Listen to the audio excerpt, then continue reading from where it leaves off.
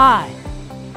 Is your Roborock S7 MaxV robot vacuum throwing a tantrum and flashing error 4? Cliff sensor error every time you try to turn it on.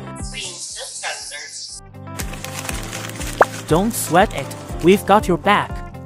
Check out what happened when we got our hands on this troubled robot and how we turned it into a hit.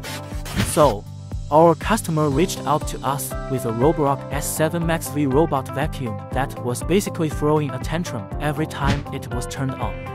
Instead of cleaning, it was just showing error 4. We took it in, ran some tests, and here's where it got interesting. Look at this. We fired up the robot, and then, bam!